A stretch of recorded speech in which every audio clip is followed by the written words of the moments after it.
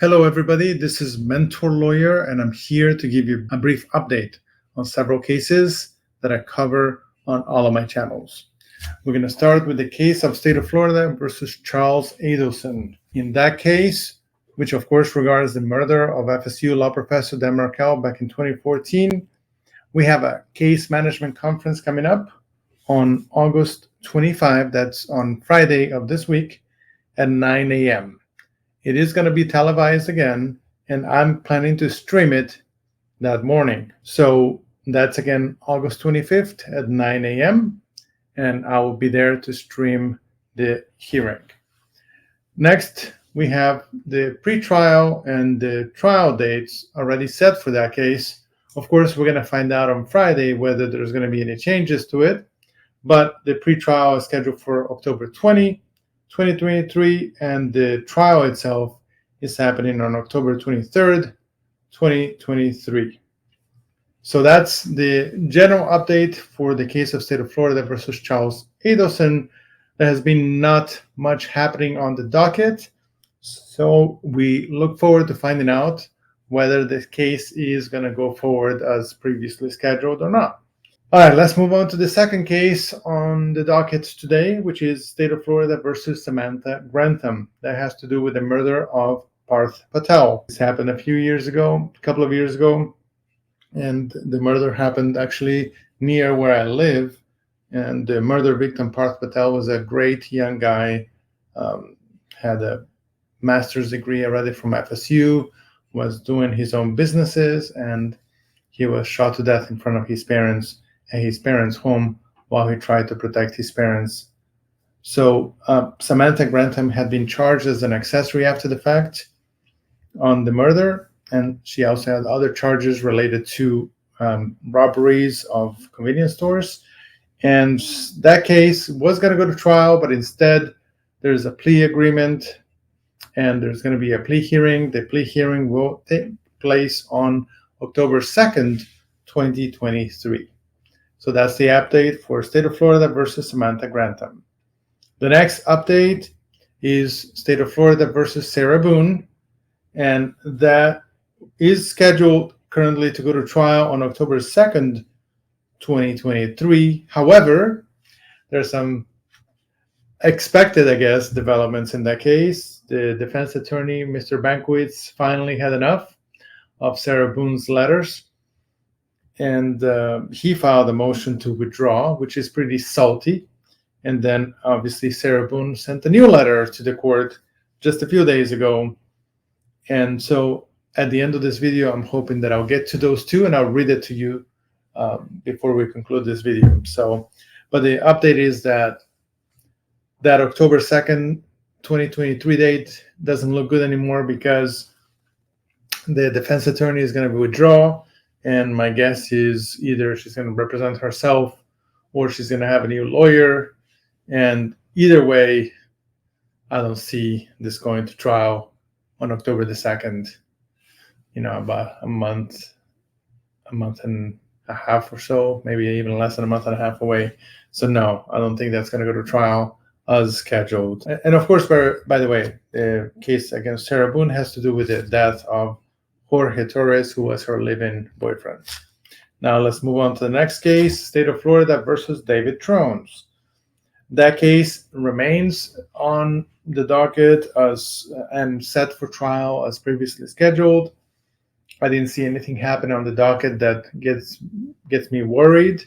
So far it looks like the case will go to trial on October 9, 2023, with a pretrial on October the 5th, 2023. The next case and final case on the docket before I go back and look at the Sarah Boone letter and the motion to withdraw on that case. So David Tronnes, of course, has to do with the murder of Shanti Cooper. And so I already told you when the trial date is for that in October. Finally, we have the case of State of Florida versus Brie Kuhn. That is a case that I'm covering on the channel as well. I don't think that many people are covering that case, but I'm covering it. That has to do with the murder of her husband, Collin James Turner, who was murdered in the garage of their home while he was calling 911. And so you can actually hear the murder take place. Miss Kuhn was working for the Navy at the time of the murder, but she's now charged with first-degree murder. The only update I have in that case is that there's no trial set at this time. I believe that there was a trial set, but it was continued. But I couldn't have a clear understanding from what I saw on the docket, and that docket is a little unfamiliar. I don't practice often in Santa Rosa Beach. So what I did see is that in July, so last month, the court denied a motion from the defense for a bond to be set so that the defendant can wait for trial outside of jail. So it looks like she's in jail. She's going to remain there for the time being. But I did not see a trial date. So that's the update on those cases that I just mentioned. So hello, Debbie Blair, and hello, New York Patriot Lady. Nice to see you all. So now let me see if I can read to you guys the letters from Ms. Boone and then the motion to withdraw from Mr. Bankowitz. So just give me a second while I go there. I thought I had those documents open, but let me just double check and do it again, actually. So here we go. All right, let's see if I can share this with you guys. 1 second while I work on the technical issues. I hope you guys can see this. Let me see how it looks for you. Yeah, I guess you can see it. All right, so I'm just going to go ahead and read this to you. So this is the letter from Sarah Boone. It's dated August 2nd, 2023, and it reads as follows. Let me go there. Yikes. All right, 1 second. So, Honorable Judge Wayne C. Wooten, please see the included letter I received from my investigator communicating with me to provide an update on why we have been unable to meet since our last uneventful meeting with my attorney, Frank Bankowitz, on May 18, 2023. My investigator also has not been able to make contact in attempts to move forward and produce very much needed and overdue progress in my case. I, as Mr. Bankowitz's client, cannot communicate with him via phone due to him still not activating one of two numbers he's given that do not work. And he keeps giving me different reasons why each time I ask to keep trying. This has been ongoing for 13 months and counting. By not activating, he's actively hindering progress, compiling even greater amounts of carryover, and in the meantime, information for review if we do eventually meet in person. Last time to date was 77 days. Prior to that, 98 days and 147 days prior to that date. I guess that's the previous meetings in person. With the aforementioned being said, Judge Wayne C. Wooten, would you please be gracious enough to communicate with Mr. Bankowitz to supply the requested simple information my investigator needs, considering the number of days, weeks in between our meetings with him, and we can be working in the meantime until he's able to visit with me, his client of over a year now, adding to the soon-to-be 4 years I have been here already. Please see previous letter regarding all 6 of my attorneys. My innumerable attempts have been completely unsuccessful in any form of communication with Mr. Bankowitz via phone, letters, email, and voicemails. In parentheses, attempted by an outside source, close parentheses.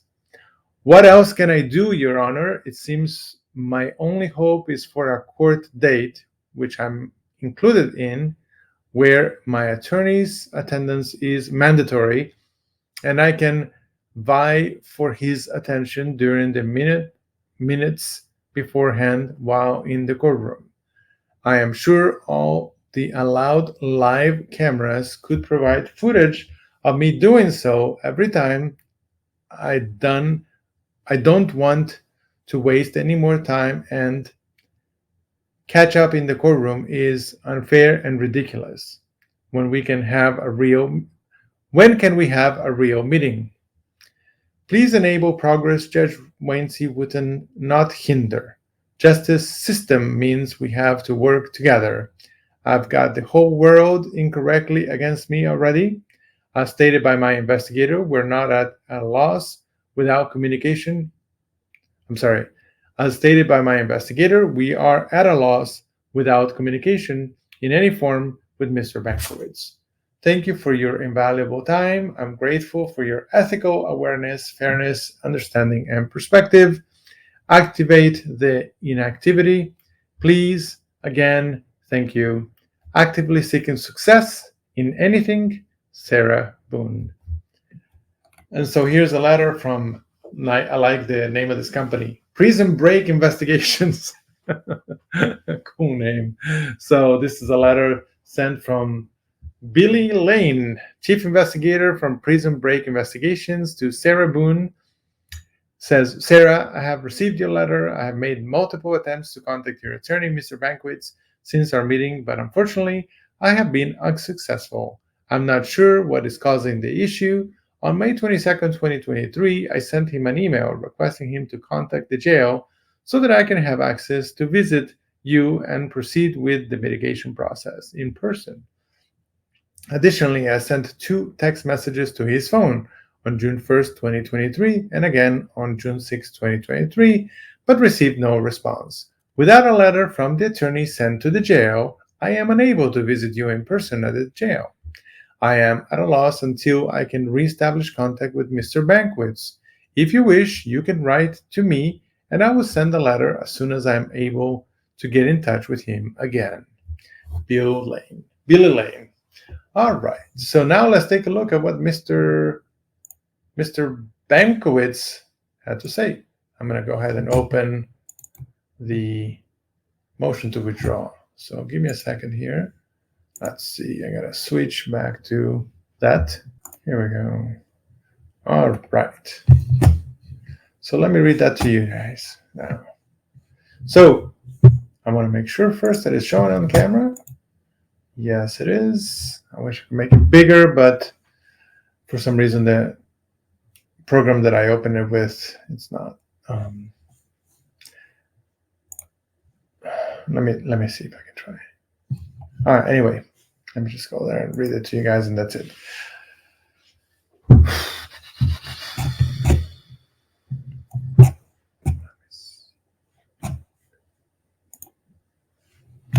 Maybe that's it. Okay, anyway, here we go.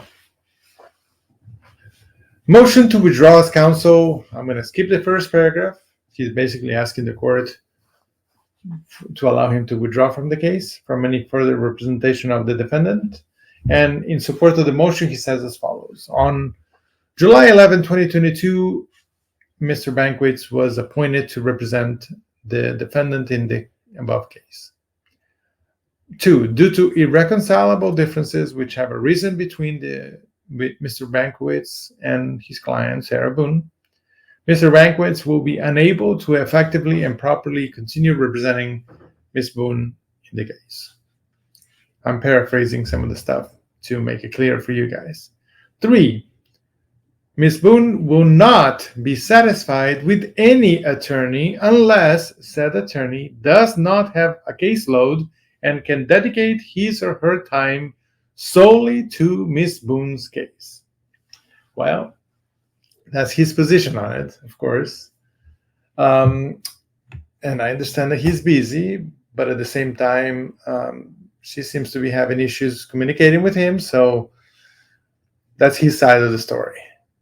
All right, oops, sorry. Then number 4, Mr. Bankowitz has been in murder trials, plural, over the past 60 days and is presently defending a capital murder case in Lake County, Florida, which observes all of his time, including weekends.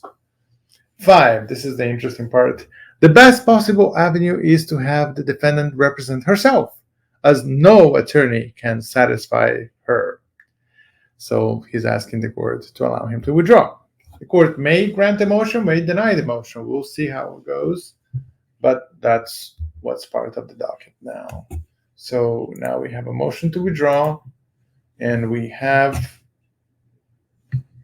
the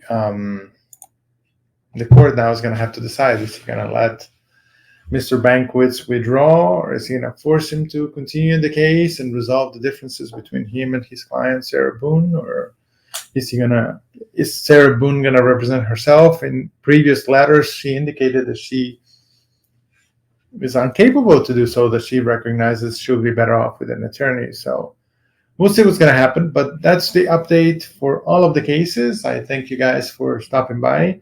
I say hello again to Debbie and New York Patriot Lady for joining the chat, and thank you guys for your time and attention. I may put this video on the deep dive channel shortly, and anyway, thanks for watching and thanks for supporting all of the channels. Until next time, Mentor Lawyer.